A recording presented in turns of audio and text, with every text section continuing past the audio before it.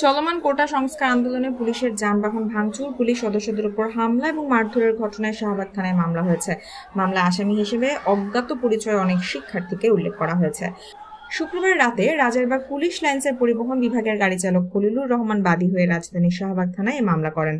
মামলার এজাহারে উল্লেখ করা হয়, গত 11 জুলাই কোটা বৈষম্য বিরোধী ছাত্র আন্দোলনের পূর্ব ঘোষিত আন্দোলনের কর্মসূচি ছিল। সেই অনুযায়ী ঢাকা বিশ্ববিদ্যালয়ের কেন্দ্রীয় গ্রন্থাগারের সামনে অজ্ঞাত পরিচয় ছাত্ররা জড়ো হয়ে বিভিন্ন হলের সামনে দিয়ে প্রদক্ষিণ করে বিকেল 4টার সময় স্লোগান দিতে দিতে শাহবাগ মোড়ের দিকে অগ্রসর হন। এক পর্যায়ে আন্দোলনকারীরা শাহবাগ মোড় অতিক্রম করে বেআইনি জনতায় আবদ্ধ হয়ে দাঙ্গা সৃষ্টি করে সরকারি দায়িত্ব পালনে বাধা সৃষ্টি করেন। তারা শাহবাগ মোড়ে পুলিশের ব্যারিকেড ভেঙে ফেলেন ও পুলিশের সঙ্গে ধাক্কাধাক্কি করেন। এ সময় কর্তব্যরত পুলিশ সদস্যদের মারধর করে তাদের জখম করেন। পরে তারা হোটেল ইন্টারকন্টিনেন্টালের দিকে অগ্রসর হতে থাকলে পুলিশের সিনিয়র কর্মকর্তারা তাদের বুঝিয়ে শুনিয়ে পুনরায় শাহবাগ মোড়ে ফিরিয়ে আনতে যায়।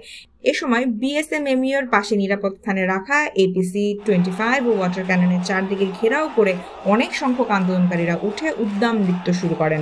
তারা ওয়াটার ক্যানন চালককে গাড়ি থেকে জোর করে বের করার চেষ্টা ও গতিরোধ করেন।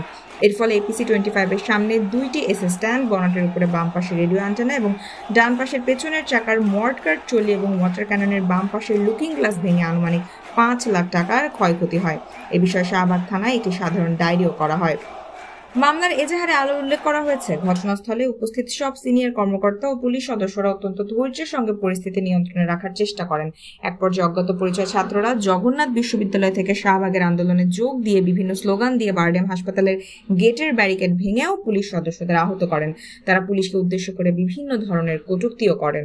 বিবাদীরা বেআইনিভাবে জড়ো হয়ে দাঙ্গা সৃষ্টি করে সরকারি কাজে বাধা দিচ্ছেন। তারা স্বেচ্ছায় আঘাত করেন, গতিরোধ, দাঙ্গা দমনকারী কর্তব্যরতদের প্রতি আক্রমণ ও বাধা দিয়ে ক্ষতি সাধন ও ভয়ভীতি দেখান বলেও এজাহারে উল্লেখ করা হয়েছে।